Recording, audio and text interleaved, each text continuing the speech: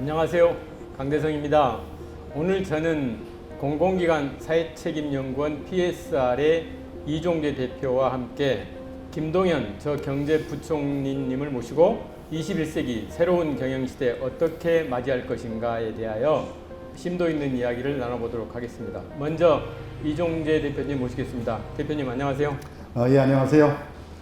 저는 20여 년 기자 생활 마치고 정확히 지난 10년간 기업과 공공부문의 그 사회가치, 사회책임 문제에 대해서 얘기하고 있습니다. 반갑습니다. 그리고 오늘 토크쇼 아주 중요한 분 모셨습니다.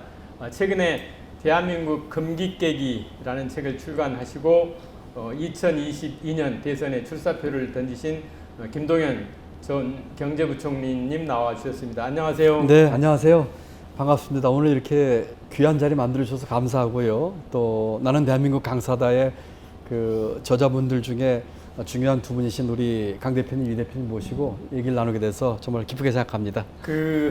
우리 부총리님 이렇게 옆에서 이렇게 뵙기는 처음인데요. 네. 한 가지 의문이 하나 있습니다. 예. 어떻게 이렇게 그 홍안을 유지하시는지 비결을 좀 공개를 좀 해보시죠. 아유, 가분하신 말씀이고요. 나이 먹은 만큼 보이는 거죠. 감사합니다. 네. 그 밝고 희망찬 대한민국의 미래에 대해 논의하는 이런 자리에 함께 해주셔서 감사합니다. 네, 정말 귀한 자리 만들어 주셔서 다시 한번 감사드리고요. 저는 바라건대 이런저런 여러 기회를 통해서 대한민국의 미래에 대한 얘기를 좀 하고 싶습니다. 우리 사회에 최근에 미래에 대한 얘기는 실종됐고 과거 얘기 또 다른 사람에 대한 네거티브 얘기가 많이 난무하는 것 같아요. 이제 대한민국이 앞으로 제대로 가기 위해서 또 선진국이 되기 위해서 이제는 미래 얘기를 해야 되고 경제 얘기를 해야 되고 글로벌 얘기를 해야 되고 통합을 얘기할 때가 아닌가 싶은데 이렇게 귀한 자리를 만들어 주셔서 다시 한번 감사 말씀드립니다. 오늘 이 토크쇼를 통해서 시청자분들께서 조금이나마 대한민국의 희망을 가져볼 수 있는 시간이 되었으면 좋겠습니다. 이종재 대표님, 오늘 어떠세요? 이 토크쇼 임하는 자세. 예, 아주 핫한 시기에 하트 하실 분과 전 세계적인 핫 이슈인 ESG에 대해서 이야기도 듣고 또 나눌 기회를 갖게 돼서 아주 기대가 큽니다. 그럼 제가 먼저 질문을 좀 드리겠습니다. 대한민국에서 부자들 생각이 어떨까요? 또 서울대 조영태 교수 인구를 공부하시는 학자신데 지난번에 만나뵀더니 2100년도에 대한민국 인구 1750만, 그 중에서 1400만이 수도권에 거주하게 된다고 합니다. 이제 지방 소멸도시 이런 이야기들이 막 나오는 것 같습니다. 또한 저출산 고령화로 인한 사회복지 재정은 엄청나게 증가될 것 같고 그래서 대한민국에서 지금 현재 부자라는 사람들을 인식하는 거는 우리 부총리님 책에도 나왔지만 반칙과 특권을 통한 부산물 정도로 여겨지는 경우가 많은 것 같습니다. 부자에 대한 존중을 좀 표시를 하면서 부자들께 증세에 대한 설득도 필요할 것 같습니다. 우리 김동연 부총리께서 책에 사회적 고통 분담 협약이라는 말씀을 하셨는데 어떤 내용인지 듣고 싶습니다. 네, 제 책 제목이 이제 대한민국 금기 깨기입니다. 이 말을 한마디로 다른 말로 하자면은 기득권 내려놓기거든요. 많은 분들이 특히 정치 지도자들이 장밋빛 비전을 얘기를 하고 뭘 더 해주겠다. 또 어떤 식으로 좀 표를 얻기 위한 포퓰리즘적인 얘기를 많이 하는 것 같아요.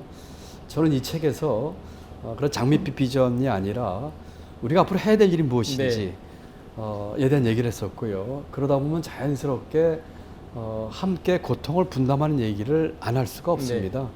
저는 지금의 대한민국에서 미래를 내다보는 지도층이나 지식인들은 앞으로 뭘 해주겠다고 하는 것보다 우리가 이런 걸 하기 위해서 같이 고통을 분담하십시다 하는 얘기를 해야 되고 그러기 위해서 나부터 먼저 내려놓겠다 하는 얘기를 해야 된다고 생각을 합니다. 이 책에서 나온 금기 깨기에 수십 가지 얘기를 했습니다만 한마디로 얘기하면 기득권 내려놓기고 그 같은 기득권 내려놓기에 첫 번째는 우리 사회의 기득권층, 기성세대라고 생각을 합니다. 우리가 산업화 시대, 민주화 시대를 거치면서 많은 발전을 했습니다만 또 한편으로는 구조적인 여러 가지 사회 경제 문제를 만들었습니다. 우리 기득권층, 정치권, 기성세대가 먼저 성찰하고 자기가 가진 것을 내려놓음으로써 또 고통 분담을 호소할 수 있는 것이 아닌가 그런 생각을 합니다. 정치권에서는 우선 자신들이 가지고 있는 기득권 내려놓기를 위한 여러 가지 정치 제도와 정치 문화를 바꿔야 되겠고요. 또 우리 경제에서도 여러 가지 그 불공정 행위라든지 또는 갑을 문화라든지 하는 것들에 대한 시정을 위한 보다 가진 분들 또 보다 상대적으로 높은 위치에 있는 분들이 먼저 성찰과 반성을 해야 한다고 생각을 합니다. 그러한 것을 통해서 공정한 경쟁을 통해서 만들어진 부에 대해서는 존중을 할 수 있어야 되고요. 특히 우리 사회 기업 활동에 대해서 많이들 폄훼 내지 폄하하는 경향이 있는데 이분들 정말 애국자분들이시거든요. 이분들이 그 어려운 환경 속에서 공정한 경쟁 속에서 또 치열한 그 경쟁을 통해서 하는 성과와 우리 사회에 대한 기회에 대해서 우리가 인정을 해줘야 되는 문제거든요. 그래서 다시 한번 요약해서 말씀드리자면 제 책에서는 이와 같은 각자의 기득권 내려놓기, 각자가 부담해야 할 고통 분담의 몫을 강조했고요. 특히 더 많이 가진 분들, 더 많이 배운 분들, 더 높은 위치에 있는 분들이 먼저 내려놓음으로써 다른 분들에 대한 진정성을 보여줘야 된다고 생각을 합니다. 그래야지 우리 사회가 함께 사회적 타협을 이룰 수 있고 사회적 고통 분담 협업과 같은 것을 통해서 앞으로 나아갈 수 있지 않을까 생각을 해봅니다. 좋은 답변 감사드리고요. 이정규 대표님 궁금하신 게 있으실 것 같은데. 예. 사실 지금 주신 말씀의 연장선일 것도 같고 이 금기 깨기 책에서 다양하게 말씀하신 핵심 중에 하나를 저는 지방 소멸에 대한 대응 문제를 생각을 해봤어요. 근데 이 지방 소멸 어느 정도 심각한지는 사실 금기 깨기에 아주 잘 나와 있고 그리고 대안으로 말씀하신 지역 할당제라든가 또 공공기관에 현재 30%로 되어 있는 의무고용 비율을 50% 높이자는 말씀을 중점적으로 주셨는데 사실 공공기관 지방 이전의 목표는 분명하지 않습니까? 지방을 살리기 위한 뜻을 담고 있는데 지방에 본사를 둔 공공기관들이 진정으로 지역 살리기를 위해서 무엇을 어찌하면 좋겠는지 조금 더 한 발 더 들어가면 좋을 것 같습니다. 예, 그 대표님이 아주 좋은 그 포인트라고 생각을 합니다. 지금 제가 금기 깨기 중에 크게 세 가지를 주장한 것 중에 제가 거품 경제 금기 깨기를 이야기를 하면서 특히 그 부동산 거품에 대한 얘기도 했고 또 지역에서는 교육과 취업이 되지 않는다고 하는 금기 깨자 이런 주장을 했습니다.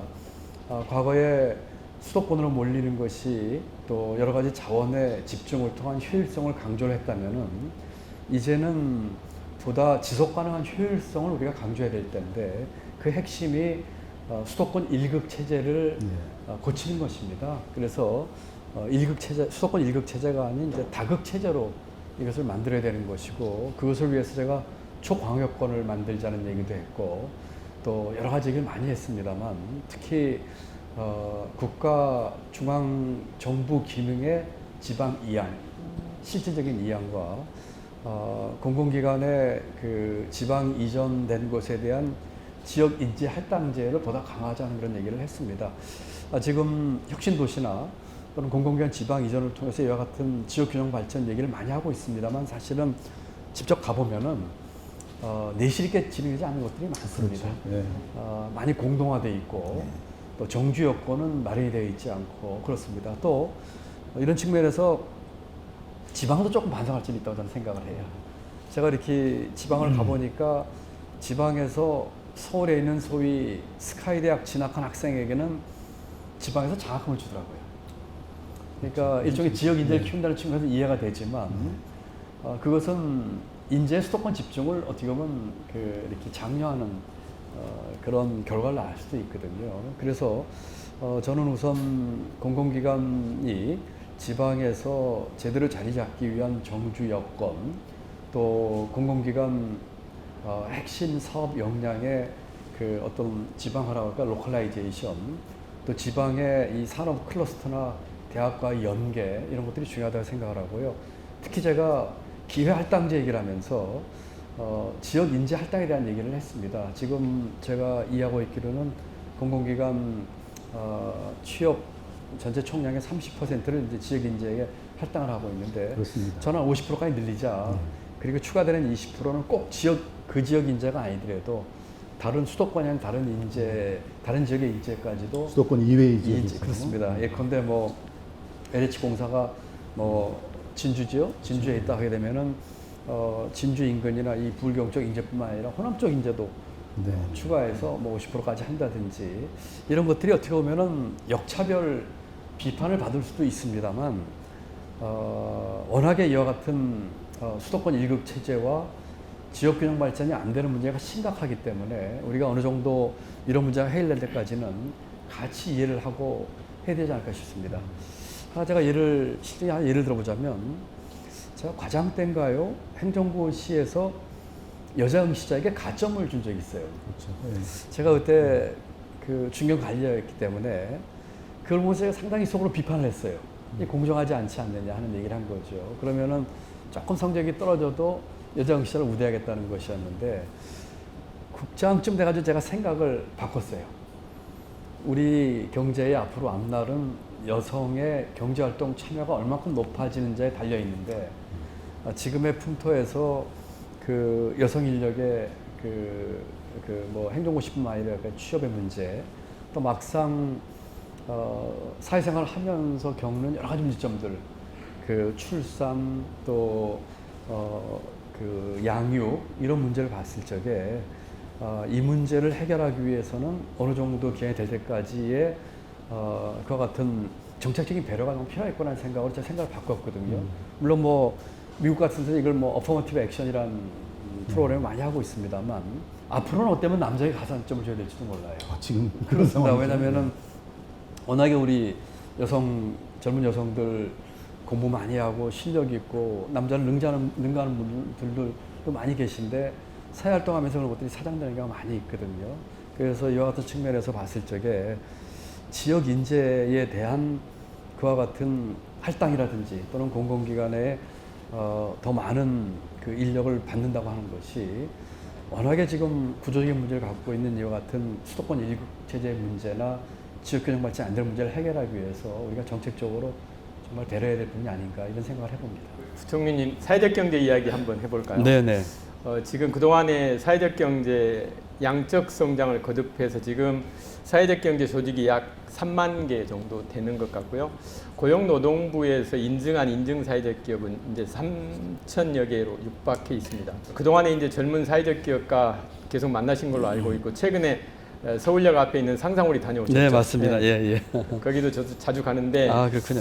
그 사회적 경제라는 게 이제 사회적 가치와 경제적 가치 두 마리 토끼를 다 잡아야 되는 이런 일들을 하고 계시는데 이제는 질적 성장을 위한 어떤 구체적인 방안이 마련돼야 할 것 같습니다. 그래서 지금 사회적 경제 조직들이 더 활발히 지금 사회적인 문제가 발생 속도와 해결 속도를 따져보면 이 발생 속도보다도 해결 속도가 따라가지를 못하기 때문에 뭔가 사회적 경제 조직들이 사회 문제를 비즈니스 모델로 만들어서 이렇게 사회 문제를 해결하는 아주 일정 부분 역할들을 하고 있는데 제일 중요한 거는 저는 이제 사회적 경제가 활성화되려 그러면 민관 이렇게 아까도 뭐 협업에 대한 이야기도 많이 나누셨는데 협업 이런 이야기가 상당히 중요할 것 같습니다. 그래서 사회적 경제 조직의 지속 가능성, 질적 성장 이런 거에 대한 부총리님 의견 듣고 싶습니다.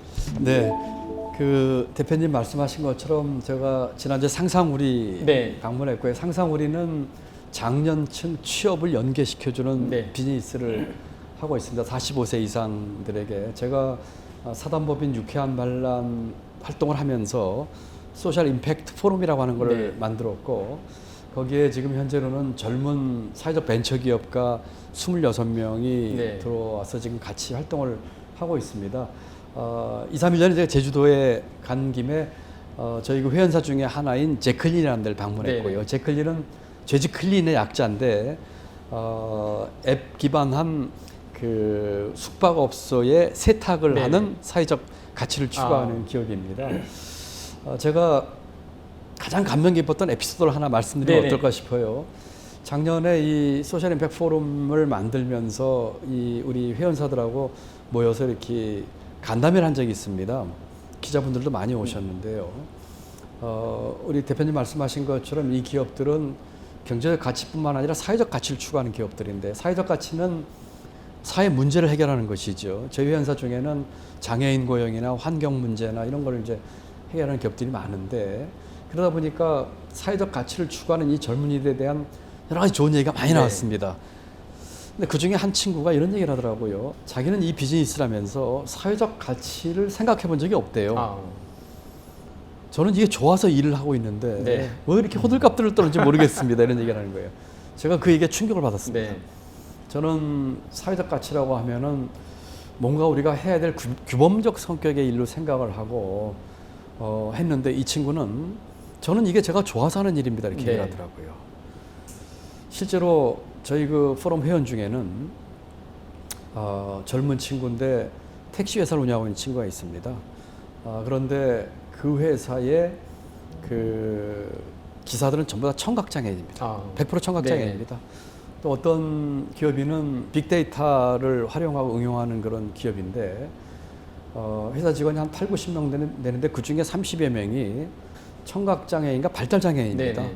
이 친구는 저한테 그런 얘기를 해요. 저희가 비즈니스 하는 목적은 비즈니스 성공시키는 거 플러스 이 청각장애인과 발달장애인을 고용을 확대하는 거라고 그래요. 네. 그런데 누가 시켜서가 아니고 또는 규범적으로 하는 게 아니라 제가 좋아서 하는 네. 거예요.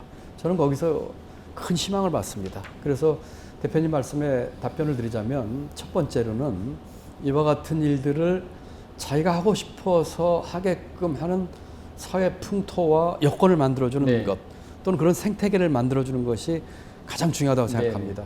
죄송한 말씀이지만 꽤 많은 기성인들은 그 이해 못합니다. 그냥 기업의 CSR은 열심히 사업해서 이익을 많이 남겨서 그 중에 일부를 사회에 환원하는 정도로 생각하시는 분들이 많으세요. 이제는 비즈니스의 모든 영역과 단계에서 자기가 가치를 창출한다고 하는 것이 사회적 네네. 가치의 문제거든요. 그리고 이 일을 하면서 제가 느꼈던 것 중에 또 중요한 것은 가치 소비입니다. 네네. 과거에는 물건을 소비하는데 가격과 품질을 최우선적으로 했거든요. 그런데 이제 젊은 또 새로운 소비층은 품질과 가격뿐만이 아니라 가치를 봅니다. 네. 조금 더 가격을 주더라도 내가 가치 있는 거를 사 먹겠다, 소비하겠다고 있거든요. 이와 같은 풍토와 문화와 생태계가 조성되는 게 저는 첫 번째라고 생각을 합니다. 네. 그렇게 하기 위해서는 우리 사회 분위기, 교육, 훈련 뭐 이런 것들이 다 같이 총체적으로 생태계를 만들어주는 다양한 노력들이 있어야 되겠다는 생각을 해보고요.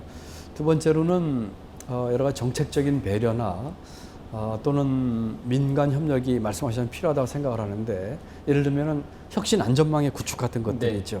이와 같은 사회적 벤처 또는 사회적 벤처를 포함한 모든 벤처 기업들이 도전과 시도를 해보면서 잘 되지 못했을 경우에 받쳐주는 혁신 안전망을 네. 만들어서 도전하게끔 하고, 실패하더라도 재도전할 수 있는 길을 만드는 것이 중요한데, 이와 같은 정책적 배려와 그 많은 그 중점이 필요한데, 꼭 여기서 강조하고 싶은 것은 정부가 이와 같은 생태계를 만드는 것에 지원을 해야지, 어떤 개별 기업이나 자기 나름대로 기준을 정해서 지원하는 식으로 과거에 우리가 개발연대에 기업과 산업을 지원하는 식의 방법을 해서는 안 되겠다 하는 것을 정말 명심해야 될 것 같습니다. 아마도 많은 공공부문에서는 과거의 그런 그 방법에 의해서 일정한 기준을 정하고 그 기준에 맞는 기업들에게 지원해주고 하는 식으로 하게 되면은 어떠면은 약이 아니라 독이 될 수도 있다. 그 같은 생태계를 만들어주는 수많은 정책적인 조합에 대한 충분한 투자와 배려가 있어야 되겠다. 저는 이렇게 생각합니다. 최근에 이제 ESG 광풍이라고 저는 표현합니다. 광풍이 불고 있는데, 사회적 경제 조직은 사회적 가치와 경제적 가치를 추구를 하면서 이미 그 전부터 ESG 경영을 저는 했다고 생각을 하거든요. 제가 최근에 만난 사회적 기업가 이야기 한번 들어보실랍니까? 네네. 그 87년생 여성 CEO고요. 네네. 10년 동안 사회적 기업을 운영을 해왔습니다. 네네.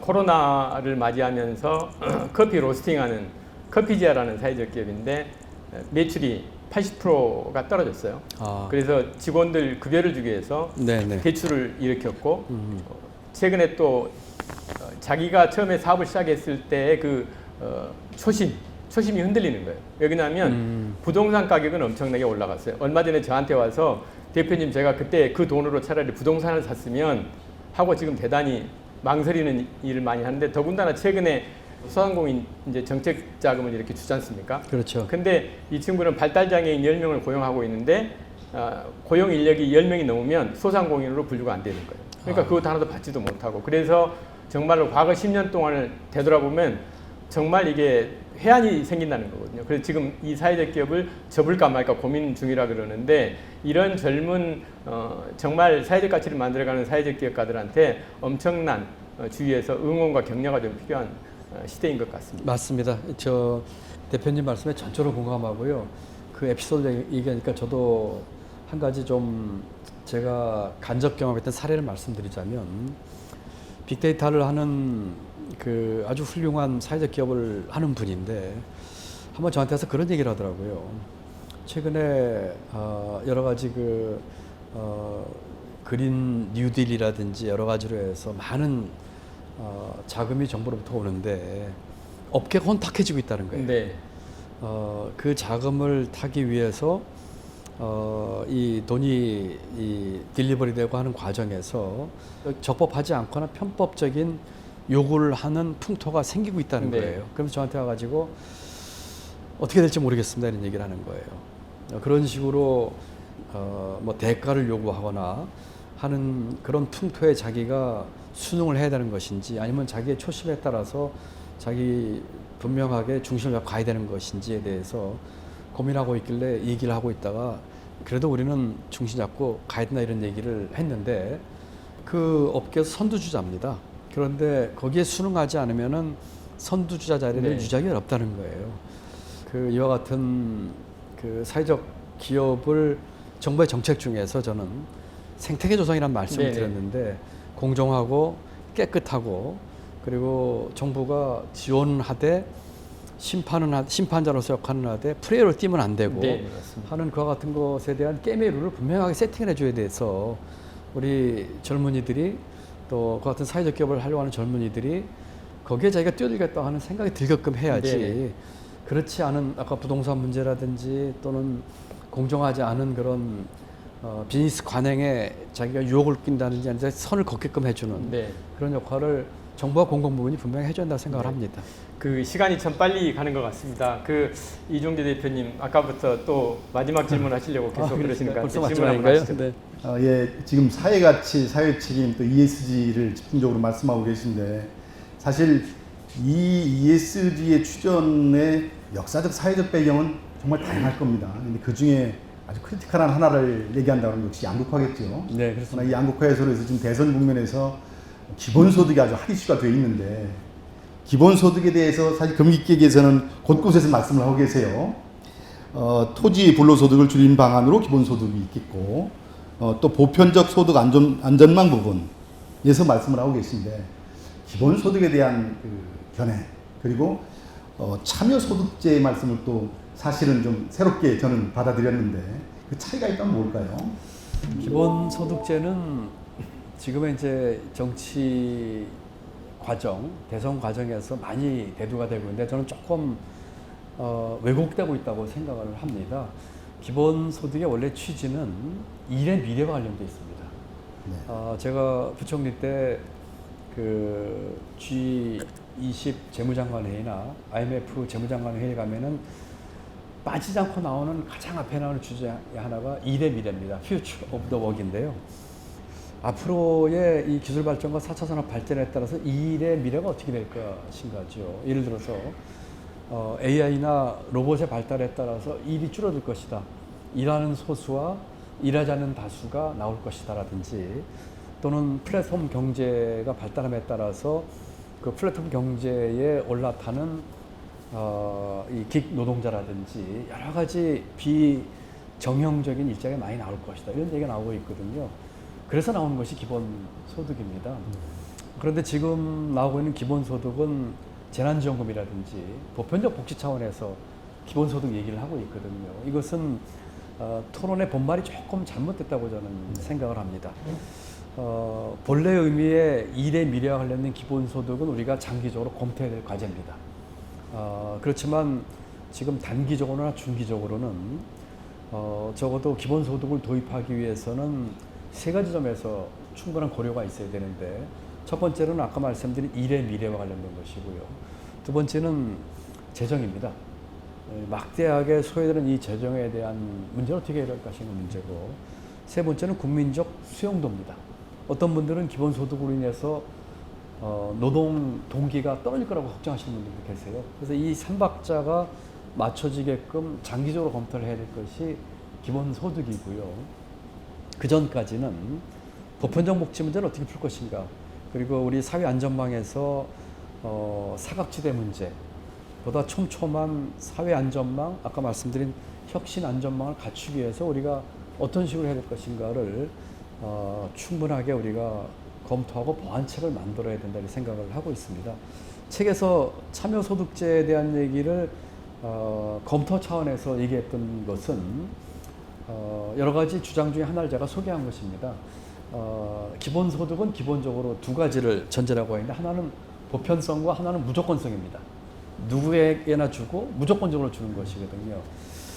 이 두 가지가 다 깊이 생각해 볼 문제인데, 만약에 일의 미래와 관련돼서 장기적으로 기본소득을 검토할 단계가 된다고 하더라도 무조건적으로 주는 것이 맞는가 하는 측면에 대한 새로운 제안으로서 이제 참여소득제, 다시 말씀드리면 사회에 어떤 가치를 창출하는 일을 하는 사람에게 주는 기본소득, 그것이 참여소득이거든요. 그래서 그냥 공짜로 무조건적으로 주는 것이 아니라 작지만 어떤 식으로든지 사회 가치에 기여하는 사람에게 주는 기본소득이 이제 참여소득제인데, 그것은 제가 이제 이론을 하나 소개한 것이고요. 또 최근에는 기본 일자리를 주장하는 분도 계십니다.